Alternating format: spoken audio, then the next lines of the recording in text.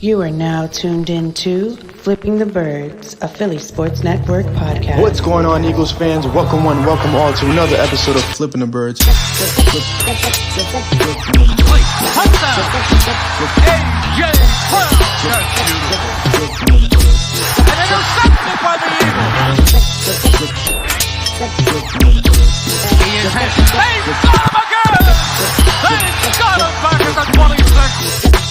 He's into the end zone.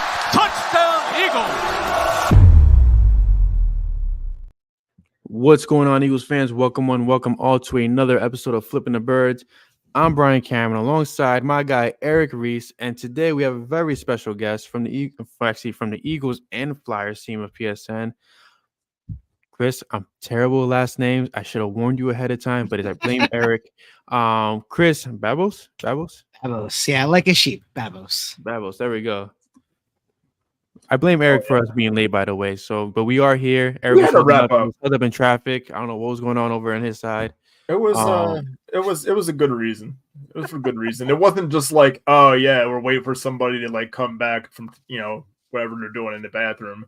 This is this was a good reason. We're trying to figure out later on in the week. So there was business happening on the other side. Just not that business. Well, speaking of business, the Eagles are in the business of getting this 53-man roster situated very, very soon. As you all know, September 6th is right around the corner. Eagles play their final preseason game this Saturday. Going into the 53-man outlook, there's a lot going on. Cornerbacks, there's a lot of them. Linebackers, there's a lot of good ones now all of a sudden.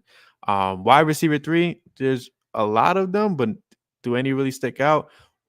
At this very moment, looking at the 53-man roster and the critical decisions that need to be made, who are your position groups that you are looking into that you feel like is very key going into the season that need to be situated the right way?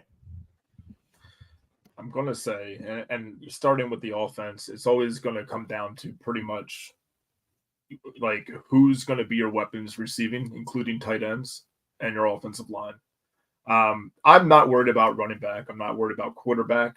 You can sit there and talk about who should have a depth role of quarterback. Like, for example, would I like to see Will Grier have maybe more than 5, 7 passes all of preseason? Absolutely. Don't disrespect Kenny Pickett like that. Kenny long arms Pickett, Kenny deep throw Pickett. My thing is this. Will Grier, and I forget what the stats were when we talked about it right after the second game. It seemed like he had half of the opportunity to half the attempts that Pickett did, and just his like 5 completions looked so much healthier than Pickett. He averaged 7 yards per completion, so there's already that. And that's if people were talking about wanting McKee to be the second. At what point is Grier like? I feel like Grier kind of got the crap end of the stick here. Like, it would have been pretty nice to see him get a little bit more going on there. I think the only thing that was bad is he took a sack. Well, Pickett took 4. So yeah, I mean, honestly, like, at what point can we sit here and say like Pickett is should be quarterback 2?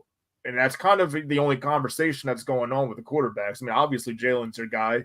I think you could sit there and say McKee is your quarterback 2, but you're not going to say that because, quite frankly, the money speaks differently and the value speaks differently. The Eagles are still high on Pickett. We're not the one making the decisions here. So unfortunately, that's kind of where that quarterback position stands. Anything past Shipley in the running back room, I don't really care about too much. Because that's already 3. Gainwell, you got Barkley, Gainwell, Shipley, or it could be Barkley, Shipley, Gainwell. Either way, I think that's a pretty confident 3. Tight end is a little bit weird, right? Like, you have Goddard. Is Calcaterra going to stay healthy? CJ Uzama, you didn't really see too much out of him. And Calcaterra kind of seems like the definite number 2, but I mean, it's a number 2 that has a lot of more question marks around it than really any other number 2 on the offense.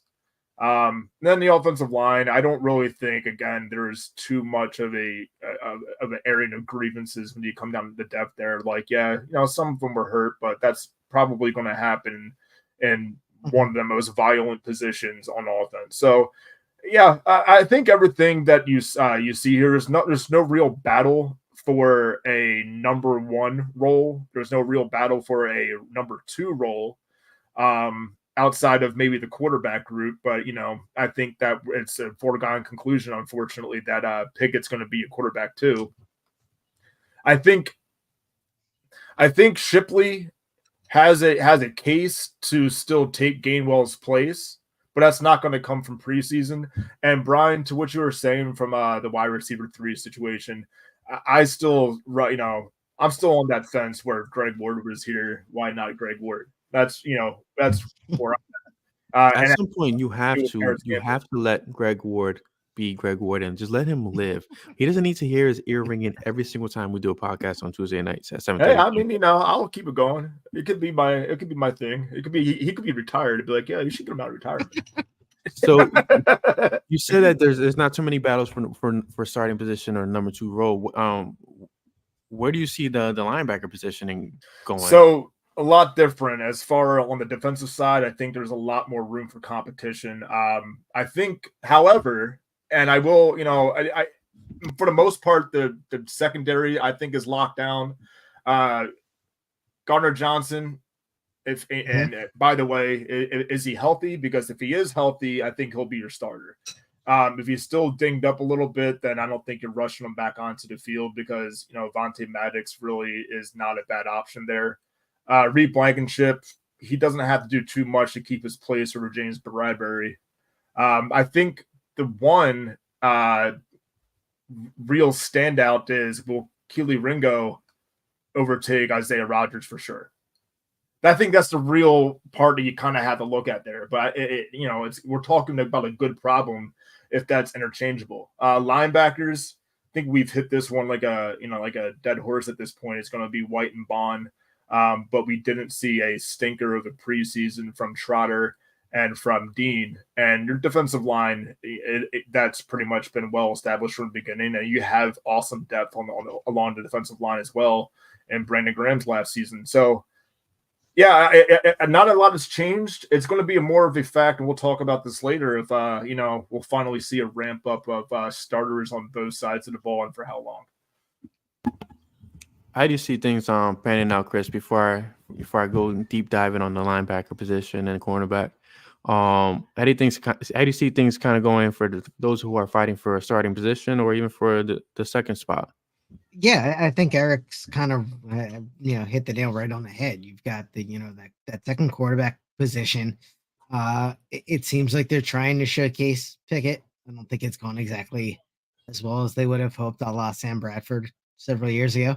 But I really do think that's what they've been trying to do. I do think that they like the quarterbacks they have behind them. I think they're also okay going into the season because it is very tough to buy 2 years of NFL experience at the quarterback position.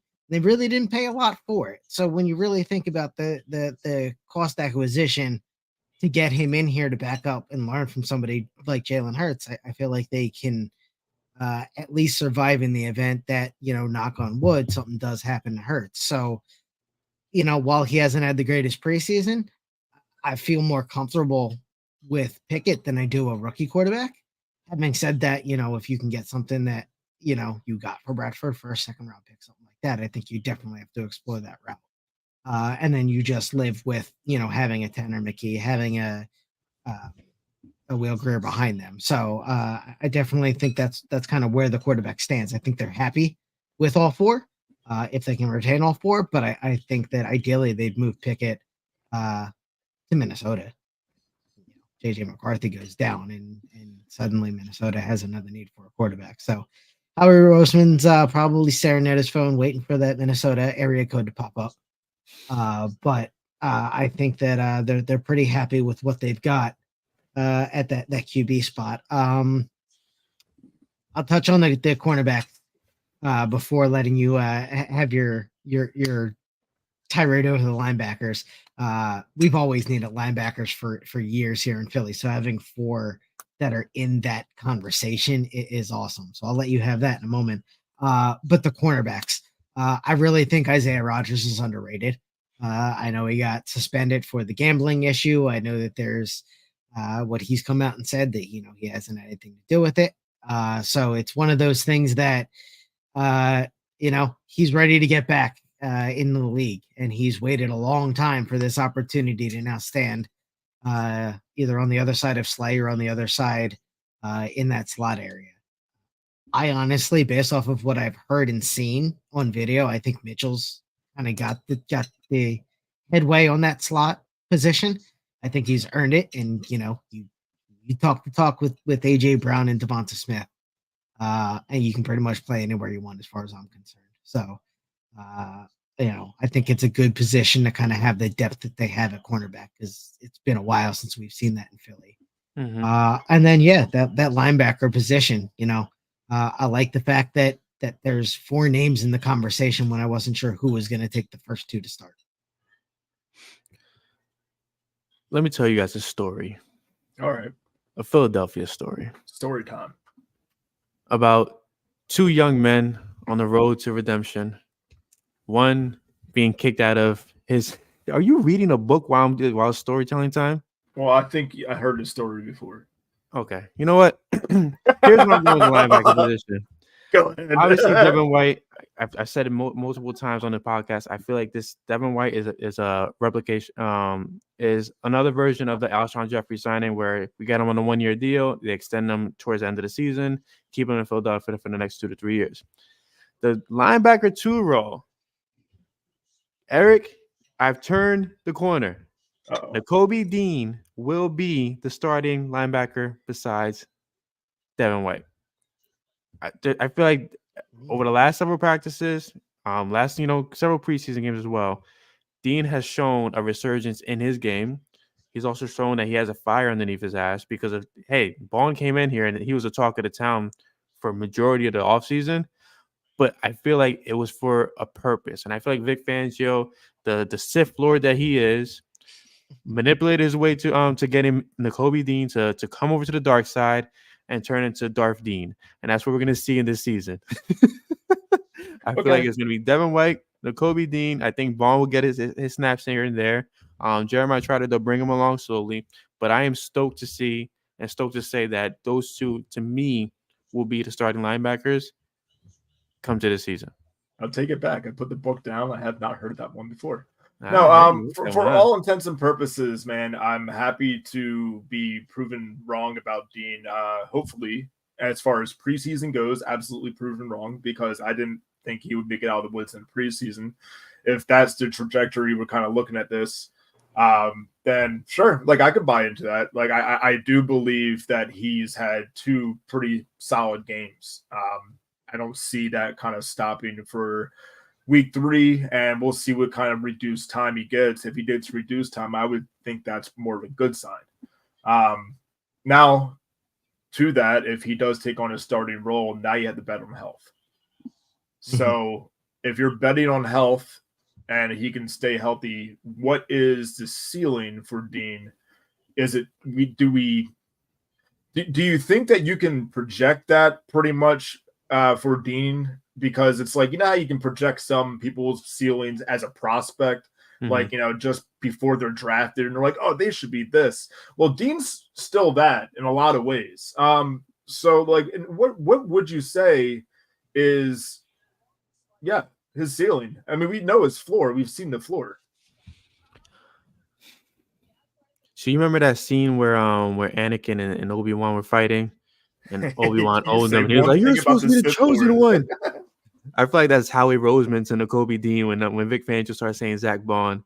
But I think Dean's ceiling is going to be close to what we saw out of Devin White during his peak years in Tampa. Okay. I believe they have a similar game. I don't think Dean's going to be great in pass coverage, but he's going to be noticeable enough. He's going to be, he has a nose for the ball, and he's very, very, very, very intelligent. I think Dean's going to find his way to be a good linebacker, but I don't ever see him being one of the top tier elite linebackers in the game. That just doesn't. I feel like that doesn't fit his mold. Could we see that out of Devin White this year? Absolutely. Jeremiah Trotter, I feel like he's on track, within the next couple of years to reach that kind of level. But Dean just seems like he's serviceable, but in a more respectful manner, if that makes sense. So I mean, sometimes you need that though. Yes, sometimes you absolutely. need that. You need that guy that's not gonna cost you $9 million a year. So if he turns out to beat that mediocre linebacker that you then pay $6-7 million a year with a rising cap, that's how he's great. special. Absolutely. I love that Dean draft pick. I thought that was a wonderful selection. I love putting him behind Carter and behind Jordan Davis. Yeah, thank you, Davis. And even if he doesn't, turn into, Brian Urlacher, that's fine. You if you have somebody like the players that they are surrounding him with currently, I think that's sufficient, at least for now. Whether or not it's good enough going into next season or the following season, they've got time to deal with that. I think it'll be more than just enough. Honestly, I completely agree with you. I think it's a great move for Philly if he does end up being that kind of guy. It's one of those things where having this sort of depth is another good problem because it's been void pretty much in Philadelphia for a long time. If we're talking about within the next 2-3 years, depending on how White performs this year, because obviously he's playing for a contract. If we're talking about the next 2 years, if White's out of the picture and we're saying Trotter and Dean are our starters, probably not a bad idea. Probably not in a bad situation because those are two young players that are figuring it out on an NFL level that still have longevity to stay in Philadelphia. And the kind of stock that Philadelphia puts into the linebacker position. They're going to go for guys who are older, who can kind of facilitate and maybe even split snaps with some linebackers just to kind of give them a rest. I'm not going to really be guys who they're going to put out big money for to take a starting role for the most part. Now, we've also on the flip side seen that you need these two linebackers to kind of break out, because during the draft, we're not taking anything really crazy like high, as far as a linebacker, given our history. We had to pound the table, almost as fans to, I don't know, see one taken and a third round at times, fourth round, because I don't think it's ever been, well, it surely hasn't been a first round item, but I off the top of my head, when was the last time we've taken a linebacker second round? Ooh, that's spicy. Hold on. Yeah, because now we're kind of getting deep and we're saying, man, we really have to hit on these linebackers. Our method of kind of getting linebackers, this could be a situation where luck breaks the right way finally after a bunch of bad luck with the way that, health has kind of struck Dean, and everybody wanted to sit there and say Trotter was undersized and all that. I think he uses his size pretty intelligently to the point where he doesn't have to overpower people. He just finds a lane and kind of makes it happen. I think he's a lot smarter than a lot of people will give him credit for, and if he's going to swim at the NFL level, that's going to be how. I will bet on an athlete father every day of the week. Fair. 100%. I don't care what sport that is. That is a different kind of knowledge of how professional sports works, how to prepare yourself, how to train, how to make it to there initially, and then how to stay there. I'll bet on that every day of the week. So even if Jeremiah Trotter Jr. doesn't become, again, some kind of all-star, but he's a serviceable, Philadelphia Eagle for the next 3 to 4 years and then NFLer for the next decade, that's a solid career for somebody that's like, oh, he's an undersized linebacker. That's great. I'll be an undersized linebacker for 10 years if you let me. Yeah, and if you're one that can just, you don't have to be a hulking guy to be a sure tackler. I mean, we've seen defensive backs who are more so a short tackler, or some of the best short tacklers on our whole defense. So, hey, I mean, if that's somebody that, generally is a smaller framed player than a linebacker who can do that kind of thing, then the linebacker surely can go ahead and make tackles. It depends on how the rule changes go and, what you call a tackle and what you can't call a tackle anymore. But I remember a day where, tackles were tackles. That sounded like an old man yelling at a cloud. But I remember a day when tackles were tackles and, it didn't really matter necessarily how big you were. It's just how you went, about your technique. Well, Google's not cooperating with me at the moment. But I'm very curious. If whoever in the chat knows the highest paid linebacker in Eagles history, definitely plug it in there. And I would definitely interrupt our conversation to put that on notice. But before we segue to Cooper DeJean, let's talk about cornerbacks really quickly. Quinyon Mitchell. It feels like he is guaranteed to get an outside role once Cooper comes along. My thing is the Eagles are in such a pickle because they have Darius Slay, they have Isaiah Rodgers, they have a very talented Keely Ringo. With Quinyon Mitchell in the season as he's coming along, because he looks like he's already the real deal. Like we know what to expect. It's D'Amico Ryans. No, we didn't draft him. He was drafted by Texans. Oh, I'm saying you said the highest paid linebacker. No, highest picked. Highest picked. I heard highest paid. All right. I was like, hold on one second. I'll look again. Okay. With Quinyon Mitchell, are you Mike once Mamola. Cooper comes along, are you segueing Quinyon to that CB2 role, or are you actually letting Isaiah and Keely kind of duke it out this year and barring any injuries, boost up Quinyon at the time? Because it's a first round pick. There's no way you can't have this guy on the field getting 200 plus snaps at least this season. How do you guys feel about that notion? So I will be first and foremost in saying that I need to, within the next 2 weeks, do a much bigger deep dive on Kellen Moore and the way he operates his offense, and then Vic Fangio and the way he operates his defense. I have a base knowledge. Obviously, we've all watched football for the last amount of years. So, I have an idea of what he did down in Miami and kind of how he liked to present his defense. So how he's going to transition and bring that here, I think is really how a lot of that plays into just how that defense is going to show up. And really, we're going to see a lot of that conversation. I was just looking up the highest drafted overall for linebackers in Eagles history, and it's kind of a cop-out answer, but first overall pick, Chuck Bednarik. Oh, really? Yeah. That's what this. Yeah, when he was drafted, first overall pick out of the University of Pennsylvania at UPenn, 1949. Oh, 1949, wow. So way back.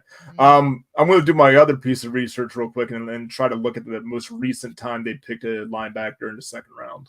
Okay, hey, I can touch on Mitchell because yes, I think you hit the nail on the head. Like you can't exactly set a first round corner. I think he's shown in practice that he does kind of have that opportunity and have the skills to go up against at least to test his mettle against what the league has to offer. Absolutely. And when you're able to earn the respect of somebody like an AJ Brown, it's not like AJ just walked in the league 2 years ago. He's going to say what he says to the media, and, players are going to say, generally speaking, what people want to hear, but there's also always a shred of truth to that. So to be like, hey, he's coming at me with the trash talk, I'm coming right back at him, and we're trying to make each other better. I do definitely believe that all of that is the truth. And, it's one of those things that I do think with the way, if the Eagles rotate the defense the way that they have traditionally in the last 2 to 3 years under Sirianni, and Fangio continues that because of the depth, then I think you'll see Mitchell get plenty of play. Okay, so I have another cop-out answer real quick. All right, so here's the deal. Are we counting Nolan Smith as a linebacker? Wow. So because we sort of use him as that, but it's not like in the way that we usually talk about him. Like I feel like he's used more as a rusher. He is, even though it's always said outside linebacker for him. Yeah. But besides that, if you while you ponder that, even worse, like falling off a bridge worse, Marcus Smith. All right, you know what? We're not playing this game no more. Got PTSD going on. Let's move to Cooper DeJean. He's getting ramped up very slowly. They said that he's there mentally, but physically he's still not there. I think he allowed like 3 catches in a row to Brent Covey during practice today. Obviously, no talent wise, there's no real concerns, but coming to the season as he gets ramped up, Cooper DeJean, is he your starting slot, or are you going to rely on Avonte Maddox? Because I know they're going to start with Quinyon Mitchell until Cooper's on fully ramped up. But then, like, after Quinyon, are you going down to Cooper, or are you going with Avonte? Like, another, situation where he was supposed to be a first-round pick, right? A high second-round pick. Do you let him sit the bench, get fully healthy, or do you kind of just throw him to the fire like, hey, like, I need these guys to start, start training at the moment? If he's healthy to play, and the idea is to put him in at 1:00 against Minnesota, then you do that. He has to get some sort of reps in. Fangio said it best, just a couple days ago. He said 7-on-7 isn't football; it's just a practice drill, and that's mostly what we've seen from DeJean is 7-on-7s, individual drills. He kind of just got back into the swing of things and he was on snap count at practice. Mm-hmm. So, there's nothing to be said here where I am expecting DeJean to kind of have a second role when Avonte Maddox is the guy he's competing against. Because if one person goes down, I'm sliding Avonte Maddox in there because that's my tried and true versus a guy which I'm sure he has it, but we got to see that he's healthy and he's got to get caught up to speed. That's first and foremost. Everybody else had a whole preseason. He did not. If he can prove that on the other hand and he's just dirty, then we can always reconsider. But I would sit there and say the safe bet right now is Avonte Maddox probably fills into either his backup safety role, or if it calls upon it where he takes on that nickelback role instead of DeJean as a second, then there's probably going to be a little bit of a consideration for that. Again, it's going to rely heavily, and I expect Cooper, if he does get the opportunity to play a healthy amount of snaps. I don't think he's going to play like a considerable, like almost the entire game. I think there'll still be like some sort of count to him, but enough where he shows something and gets the opportunity to make his mistakes and kind of come back, like take his lumps and kind of fight back. So yeah, I mean that's a huge thing to look for this Saturday. Yeah, no, I mean I definitely agree that he has the chops. He showed that at Iowa. That he's able to be a solid cover corner. So from that aspect, he definitely will get the opportunity to play. Having said that, it's a good problem to have. You have 6 different quarterbacks that you can rotate in at a defensive back position that you're trying to cover somebody like Tyreek Hill, to be able to then throw a Cooper DeJean at him at a second down or a third down with fresh legs just to try to slow him down is something that could go a very long way in the matchups that Fangio is able to do later on in the season. So, moving into the final preseason game. So we spoke about what to expect out of Cooper, like at least a good healthy series or two. I'd expect at least a quarter. I would like a quarter, 1 full quarter. I need you to re-say that quote that Vic Fangio said about 7-on-7. Let me pull that because I have it verbatim. One moment. So the quote is, and this was on the 18th. So he's talking about DeJean getting his reps in on the 17th. He goes, yesterday was his first time to get any team reps. What he got in the all season was all 7-on-7. 7-on-7 is not football. It's a teaching drill. He's a long ways away from me saying what he can or can't do. That's Fangio. So pause on that. Yep. So 7-on-7 is not football. It's a teaching drill. Yeah. I don't know about you guys, and Eric, I've been trying to play nice with this guy for the longest. I get it. He deserves a second chance, but it's just irking me. Why have we yet to see the offensive starters play a preseason snap when we know the last time that they did this, the team started off pretty damn slow and things were a little rigid? This preseason game, should we expect to see Jalen Hurts, Saquon, AJ, Devontae, and the offensive line actually take some snaps on the first series to at least get the game feel and game speed back underneath their feet before they go to Brazil? Or Yes. To just to go off of, should they have one series and it be the opening series? Yes, and nothing more than that. I don't see it being a full quarter. At the end of the day, I think the reason why we haven't seen one snap is because there's a heavy emphasis on preservation of health. I think that the first team offense understands Kellen Moore's playbook and what he wants. I mean, you can point to every single tweet that you see about Jalen Hurts and him never throwing an interception. don't do it. Don't mention that. Nope. Well, that's there. I've already did. It's out. Nope. It's Take in it the back. ether. It's in the Take it ether. back. Nope. It's in the Ethernet. Nope. All right. Well, I said it already. So, yeah. I mean, like, you can. The point is, I think it's less on it's, do the Eagles need to get comfortable with Kellen Moore's offense? I don't think that's really what it is. I think it's just a heavy emphasis on health. I think that's all it is. The offensive line has been dinged up a little bit, but it's for the most part hasn't been like your day one starters. But yeah, like the deal with this is you're going to see probably one drive against Minnesota that makes all the sense in the world. Duck, hey, look, Voodoo is He's only back, what, Duck. He's back. His Voodoo's- trickery's back. Voodoo's I'll tell only you what- exactly. I'll Voodoo's tell you only what exactly why make you'll of it. see one drive. Voodoo is only what you make of it. You'll see one drive because Saquon Barkley needs to run out of that tunnel at the link. He needs to be handed the football so he can get that cheer in that first preseason game, that first preseason season. And not to say he doesn't deserve it. I can't wait for it either.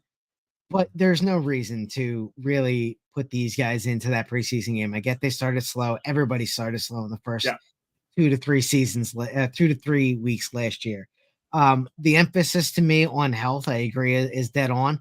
I also think they put a lot more emphasis on those practices with the Patriots.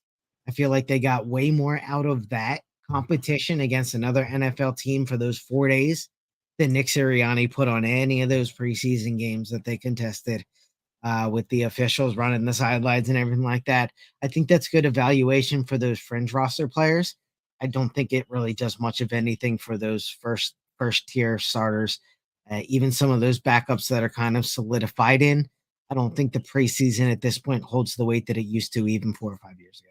But my thing is, you got to get tackled. Those practices against the Patriots, Don't got to get tackled. I don't think they're getting hit. And don't my got to thing, get tackled. You Huh? could just throw 80 Nobody yards. is.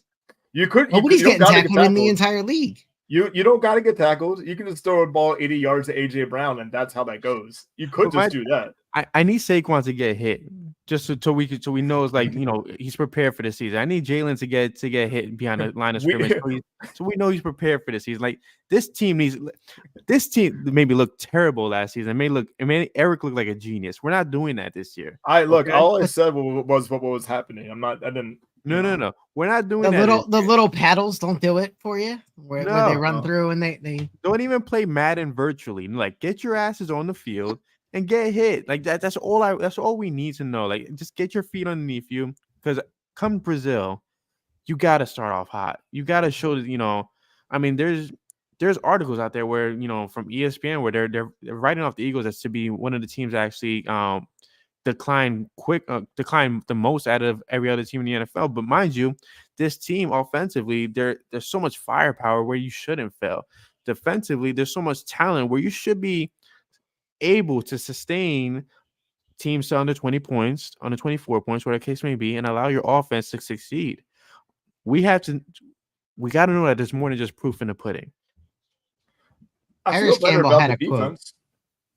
Yeah, I mean, I do too. Paris Campbell had a quote within the first couple of days of camp, in which he was like, "Hey, man, this is serious. Was it like this last year?" And they were like, "No, we're pissed off." Now I'm paraphrasing. That wasn't the actual phraseology, but they were like, look, we finished last season like crap. We're pissed off. Like, this is time to go. This is go time. This isn't, like, we're serious. And I really do think that they're taking that attitude of how frustrated Philadelphia was. Now imagine having playing through that and then going through the off season after losing a Super Bowl. I really do think the players that are still on this team are very frustrated and are very, very much ready to turn that page. Uh, whether or not they show up in game one, Brazil is not the end all be all. What they do in that first 5-6 weeks, that's really the determining factor. They need to be 5-0. That's Philadelphia is going to be standard. so good in week one. They're going to bring football to Brazil, and it's going to just be contagious in Brazil. Brazil's not even going to know what soccer is. I just hope they That's don't how get good the contagious Eagles with are going to be. Players rolling around on the field, trying to get yellow cards from the officials. Yeah. That's how, honestly, though, like, it is something I still can't really wrap my head around. Like, why Brazil? Like, if you're old, again, here I am, old man yelling at cloud. If you're as old as I am or older, you remember NFL Europe and how it didn't work. NFL Brazil was never a thing. Well, the game of football has expanded immeasurably since NFL Europe days, and since they kind of had 4 or 5 different spots in Europe that they were trying to foster football in. Now you look at Jordan Mailata, where they went and found him from Australia. So like that in and of itself has helped grow the game, and I think you've seen that even with the rise of flag football coming with the Olympics in 2028. Like, I was going to say something about that. Yeah, I think that kind of shows the growth of the game, and I think it's the NFL trying to capitalize on that international popularity that they found in the last couple of years. I'll save that for our next segment, but I'll start with that. So I don't have any chimes. I don't have any jingles for Eric's segment that has been created within the podcast. Oh, we can continue this. Anything else about Eagles and Vikings preseason game, what we're looking for, whatever, before we go into the preseason game. Like, there's not much to look forward to, like, except for obviously Jalen Hurts pass to Kenny Gainwell for a screen touchdown. Don't do that. What is wrong? What are you talking about? What are you talking about? Don't do that. It's a touchdown. All this stuff you're putting on the podcast, put you on timeout for a couple of minutes. Preseason wise, I think we're looking at wide receiver 3. Like, who's the actual lock for this position? Because the rumors have been that the Eagles are shopping for a wide receiver to put in that because they're not feeling too confident. Paris Campbell has been injured for most of camp. Britton Covey is who Britton Covey is, but we have yet to really see him with Jalen Hurts out there. Johnny Wilson, I feel like is a lot of hype around it, but there's not much substance that we've been able to see. During that first preseason game or the second one, he looked kind of to kind of get a little manhandled by the cornerback. That's what I'm focused on. It's that wide receiver 3 position, because at the end of the day, I get it. We have AJ, we have Devontae, but what happens if Devontae or AJ go down? Like, what's that writing me saying then? Like, oh, well, we had Devontae or we had AJ. And I know, like, there has to be somebody back there that's able and that's not old, that's not blowing smoke at their ass at the point, like, that's able to lift up this team regardless if one of those two go down. Hunter Renfrow. Yes. Why is he not signed? Michael Thomas. No. Michael Thomas is old, though. He is on the older side of things. He can only play the slot position. He got hands. I have one that we're clearly overlooking. Saquon Barkley. Well, yeah, Saquon Barkley obviously is a dynamic. Yes, I know he's not a WR3. Yeah, he's a dynamic running back and a receiver as well as between the tackles that we haven't exactly seen before. So, like, if somebody does go down, I think he slides into that 2 role. I think Paris Campbell, based off of the fact that Sirianni had him as a rookie for his first 2 years in Indy, I think he has the inside track because he's a veteran. Obviously, Johnny Wilson, 6'7", whatever you want to, call that. Big as hell. You love the height. You hope you can get him probably on the practice squad and let him give a year of learning the NFL game, because he's not quite there yet, although he has immeasurables that coaches would basically kill. And then Britton Covey, I love the speed. I don't know if he has the elusiveness. However, if they're able to use him in the screen game, wide receiver screens, maybe a fake screen with Saquon and able to slip him behind where he can get the ball and use his speed like a punt return, then I think that's the proper way to use Covey. I don't know if they're going to go that route, but I really do think that based off his veteran history, you've got Campbell, probably then followed by Covey, then Wilson is how I would say. I love Campbell, and I feel like he could really blow up with his offense, but Campbell's issue has always been health. It's been staying healthy and staying available. I get the idea that Saquon could definitely slide into that, but my thing is just like you don't want to. If I'm Philly, I know you want to use Saquon in the receiving game, but you want to use him in the receiving game with those other two guys out there because those other two guys can also play a decoy against the cornerbacks. And there's no linebacker in the league that I feel like can keep up with Saquon. But you still you want a mismatch at the end of the day, and you got to get somebody that's not too young, where they're still they're still fresh. You want them young enough where it's like, hey, like if I get a guy that has 2 years left in his contract, bring him in. Cool. I got 2 years wide receiver 3 lock in. That's perfect. Because you just need somebody that's more than just serviceable at that position. Because we know AJ's he's gonna eat a lot. We know Devontae's gonna eat a lot if the other one's not out there. But I feel like to keep Saquon in that joker role, in that wild card role, you gotta have those guys out there to create the mismatch. You have a Dallas Goedert as well that we have. Very fair. But I don't know. Dallas Goedert, I mean, and it's not to his fault. The tight end position has kind of disappeared a bit in the Sirianni offense over the last couple of years, which kind of sucks because Dallas Goedert is a hell of a talent. I know Mike from the Eagles team is not a fan of him. Shout out to Mike. But he's a hell of a talent, especially yards after the catch. Like the guy could fly. And for some weird reason, it's either we heavily use the tight ends or we don't use the tight ends. And there's no in between with Sirianni. Now, however, that could look different with Kellen. Sorry, Siri's going off right now. That could look different with Kellen Moore, but it's still yet to be seen. They didn't use the middle of the field at all last year. Correct. And when you don't use the middle of the field, you don't use your tight end. Yep. Here's a possibly terrible idea, but you can let me know if he's still on a team so we can shut it down real quick. Nope. What about, so we obviously, and look, I'm going to say this with a disclaimer because I'm just letting you guys know I'm aware of it too. And it's tough to kind of sell somebody who obviously, makes boneheaded decisions. And sometimes there's a little bit of a question. There's a little bit of a question of, how hard he's trying on the field. But if not Hunter Renfrow, who has an injury history and is kind of eating him up as of late, what about Chase Claypool, dare I say? He actually just got let go because of I think it was injury designation by the Bills. Was it? Okay, yeah. Well then there we are. We shut that down. But I don't know. Claypool, I feel like Claypool's been very overrated throughout his time. He has. Except for one game against the Eagles. Yeah, but hey, that was Nate Jerry, right? Yeah, it was. Yes, it was. You're right. But the Eagles, there's about to be a whole lot of players cut as well. Yes. So you might end up catching a wide receiver that falls through the cracks. And somebody's like, maybe we'll slip them through.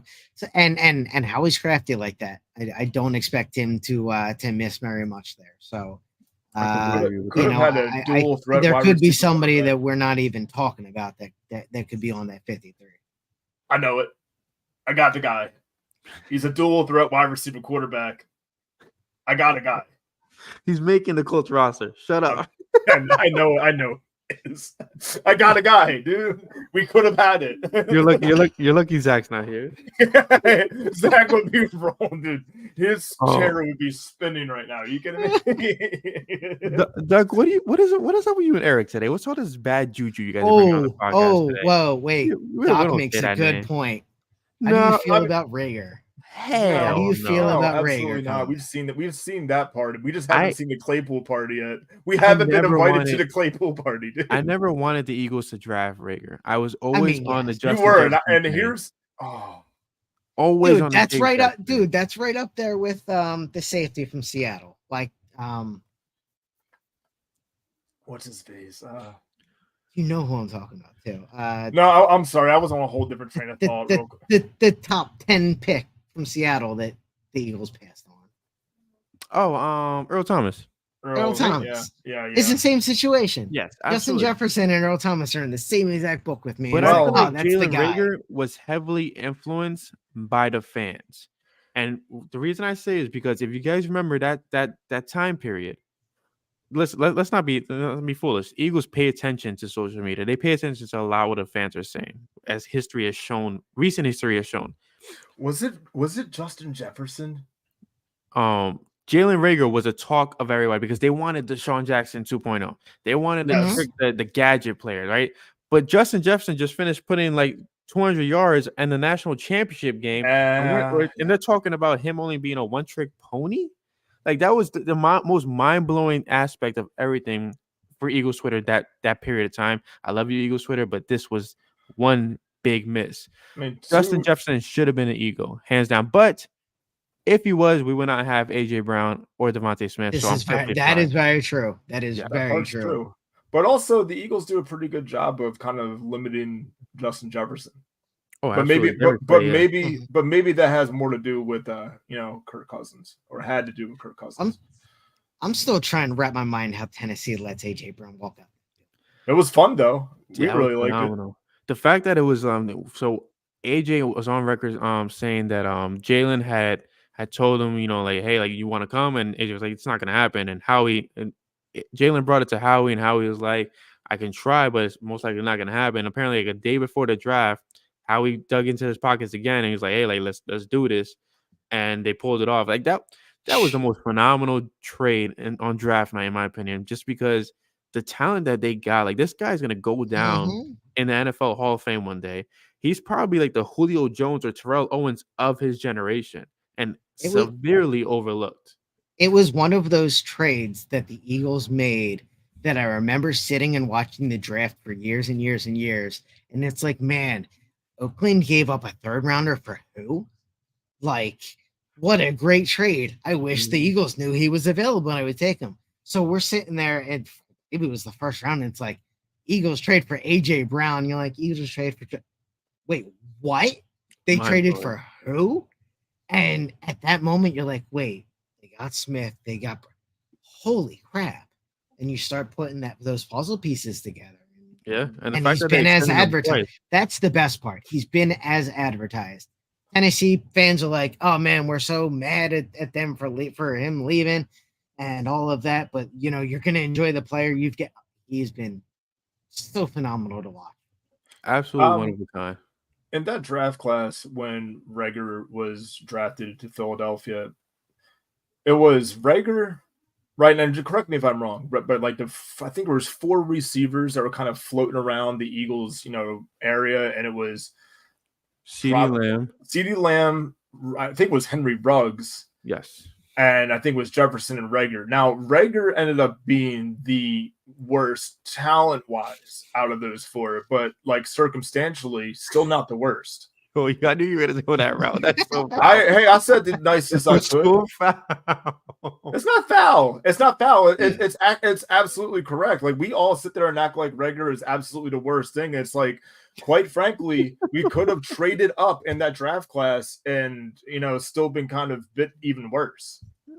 I was really hoping Ruggs went to the University of Georgia, but he went to Alabama. We're gonna move on to Eric's favorite segment to wrap up the show. This and that. I put this or that. Sorry about that, Eric.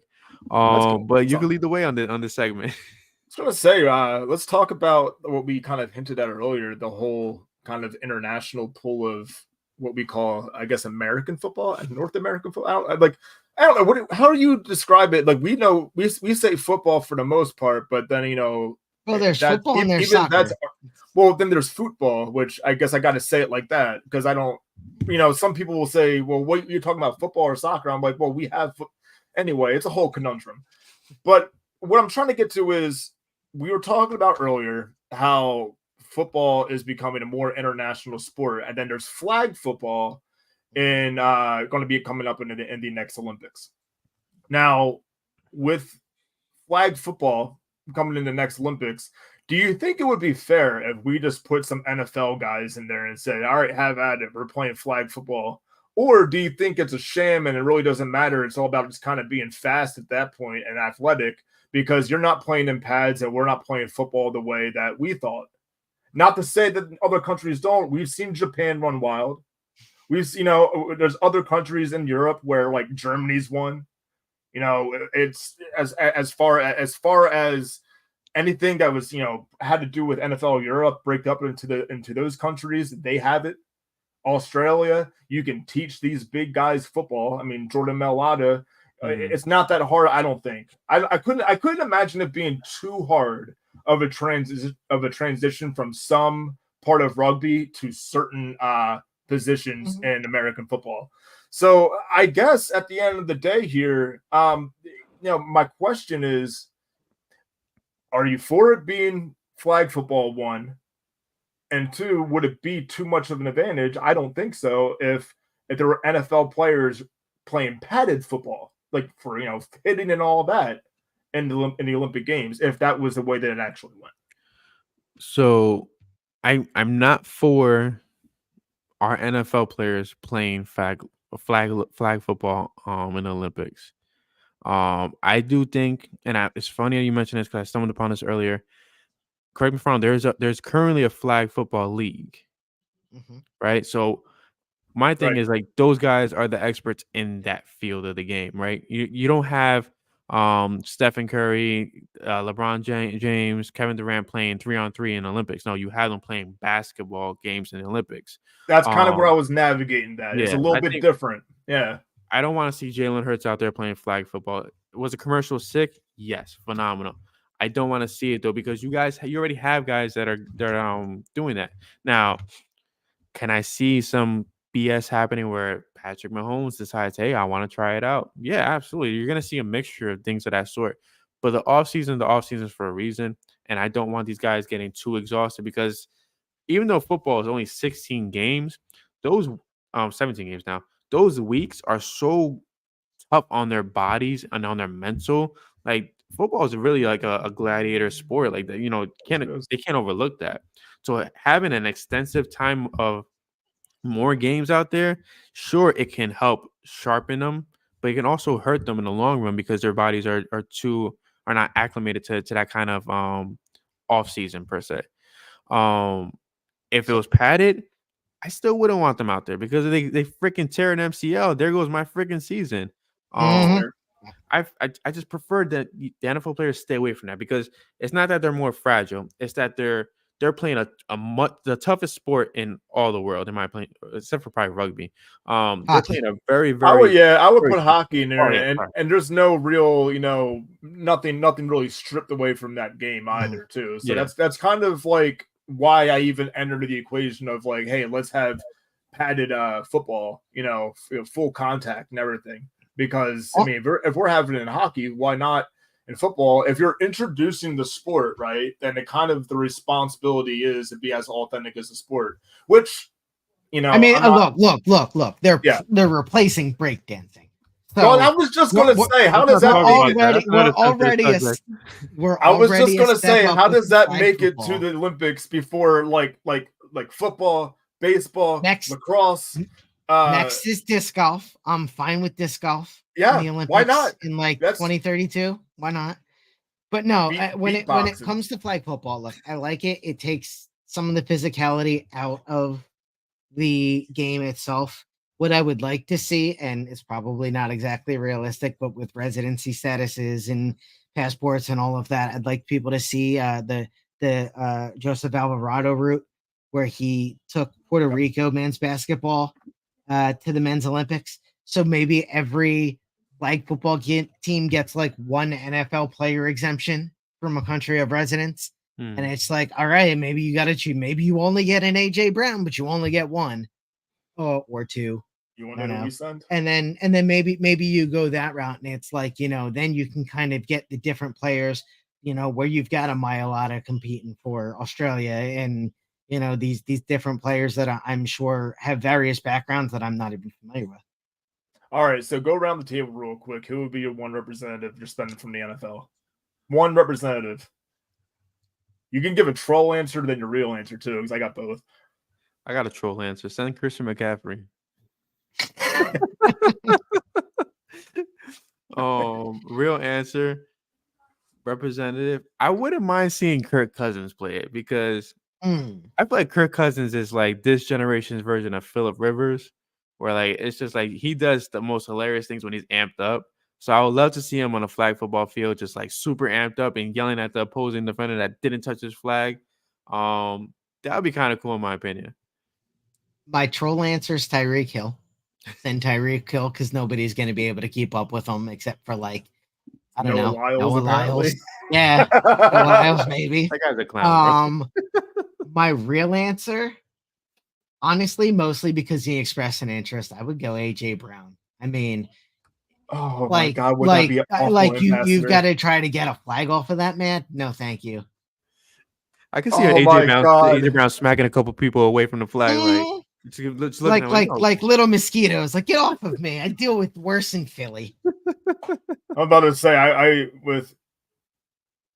you know what? I think What about Duck's idea of use recently retired players? I like that idea. Gronk could obviously get out there and play flag football, but you know, football. Like it doesn't. You don't have to get out there and throw players out in their prime. That's a perfect point, you know. But even to that point, I was thinking before starters, which I'll give a troll answer. I'll give a starter, and I'll use him as my running back. And I would say, Jordan Mailata. like going back to my point earlier, Jesse? even try, even taking the flag off him, try it. Bet you won't. You can stiff arm, right? No. Kyle, I don't even know how to say it. Josiak, the Niners fullback. Oh yeah, Kyle. Just give him the ball. What was it, Juszczyk or something like that? Yeah, Juszczyk. Yeah. Just give him the football. You stop that 6'2" bullying. Yeah, ball. You know what? Honestly, dude, that's pretty much any good receiver. Bring the fullback. Back into the fold here, and then I think America reclaims football pretty quickly. Or if you want to put your backups in there and not surrender anybody getting hurt, you can go and say, all right, let's put in like from the Eagles. It's like, oh, okay, what do you want to do? Do you want Tanner McKee to be your quarterback too? How about we send Kenny Pickett to the Olympics? I got an interesting one. Not James Bradbury. Arch Manning, 2028. What's the deal with him? He's been in college for a minute, right? And like he has not. Well, I mean, I believe he was sitting behind at Texas, so I think he's either getting ready to start or like in that pipeline of being able to play for the Texas Longhorns. I am definitely not up on my Longhorn depth chart, but I know he's at least within that organization. Was he scouted? Is he a red shirt? How old is he even? I mean, all I know, I've been hearing about him and his talent since he was 13. That's what I'm saying. It seems like you kind of follow these certain players that you kind of lose all sight of time. You're like, I don't know what age they are, but they'll be in the NFL soon, I guess. I don't like it. So I mean, again, I don't know anybody from, when I'm one of those people when draft season comes around, I'm like, oh, okay, time to start looking and kind of get myself educated because there's so much to keep up with that's not hockey. But at the end of the day here, though, what's the opportunity now for the final part of this or that or this and that, whatever. For the final part of the segment here is, could we open it up to college players so it's sort of like an NIL? They should, because at this point, you've got the sponsorships and you've got all of the deals that that's where they're gonna make their money. Having said that, you're gonna have people like Adidas and Nike and companies like that have these players under contract. You're gonna want to send them because they've already paid up, so now they want some return on that investment a little more. You could just send Jalen Hurts out there to be an ambassador like Snoop Dogg or. How about NFL coaches? How about NFL players coaching? Football teams? Yeah, that's we're training a lot, and we're giving away good stuff that that's not copywritten yet. I need you guys to speak to your lawyers before we keep going on with this. Yeah, tournament. Olympics and NFL, call Flipping the Birds and Christopher Babos. So call At us. Babos writes. Yeah, at Eric Reese FN, at B Cameron PSN. I don't want to mess that up in our awesome pitch for perfect ideas. Yeah. It could be like the new Cool Runnings movie where we just start this whole flag football thing and just start getting everybody money. I have one arm and 2 legs. I don't know how far I'm throwing or doing anything. This is about as useless as it gets. You know what? I'm good for disc golfing, pretty much. I mean, hey, I'm a disc golfer. I love 2032. 2032. All right, yeah. It's time to get good in the next, roughly less than a decade, 8 years, and then be in the Olympics. I don't know where it's going, but send me. I'll go. I got nothing to do. I'm just an IT guy. Oh man, but yeah. So I mean, we've gone over some pretty deep topics. Getting you guys ready for Saturday's preseason game. I believe there may be a show on Saturday morning. It's still being worked on, as Eric and I were speaking beforehand. So we'll definitely let you guys know. But first and foremost, the sole purpose that we brought Chris on. Chris is part of the very talented Flyers team that we have that's surging at the moment, and there's apparently a show in the works. So I feel like this was a great way to introduce you guys to Chris, to get to know Chris, and to show him the same love that you show us. So whenever you guys, so Chris, now, can you tell everybody where to find your stuff? What's the plans going forward? And yeah, that's pretty much it. Just plug in your information. So we don't have a launch date as of yet. Hopefully before September rolls around, or definitely before training camp rolls around. I believe we've settled on a name, but I'm not going to reveal that quite yet. So we're going to call that a little bit of a teaser in the industry. Flyers. There you go. Perfect. No, I'm actually really excited for the name that I came up with this. Yeah, it's called Flipping the Flyers, dude. Why is that better than the one I came up with? You Flyers. So something that fans that are watching now should be happy with. Right now, it's currently scheduled for before Flipping the Birds. So it looks like we're going to be landing on Tuesdays before this show. So you might end up seeing a lot more of this face on Tuesdays than you might care to. But we're going to be here. We're going to be talking about Philadelphia sports, and we're looking forward to adding Flyers to all of the great stuff. I mean, we've got awesome Union content, great Phillies content. Obviously, Flippin' the Birds is killing it. You've got the Outside Insider with Liam. I've made the same mistake for so many years. Tons of times. Well, I was joking that I was the outside insider because I've been always looking for a way inside the Philadelphia market, living here. Hey, there you go. Flipping the bullies. Yeah, there you go. Flipping. Oh, I like that too. So we'll come out with the name in a little bit. I'm excited about that, but it should be on Tuesdays unless plans change. And basically the same format that we've brought you here, talking about a couple of topics, diving in the Philadelphia Flyers and what I consider to be the greatest game on earth. No offense to football. That's fair. That's fair. I mean, we're in the same boat here. To me, football and hockey has always been a 1 and 2, but I think everything you said is absolutely fair there. I have a Stanley Cup tattooed on my leg, not a well, you know what? Shit. That's all I got. That's my reaction. It is officially in Chris's blood. With that being said, I'm gonna go get the Lombardi tatted. Yeah. Until Saturday, guys. I'm Brian Cameron alongside Eric Reese. We are Flipping the Birds. Go Birds! Yes, sir. Enjoy the football.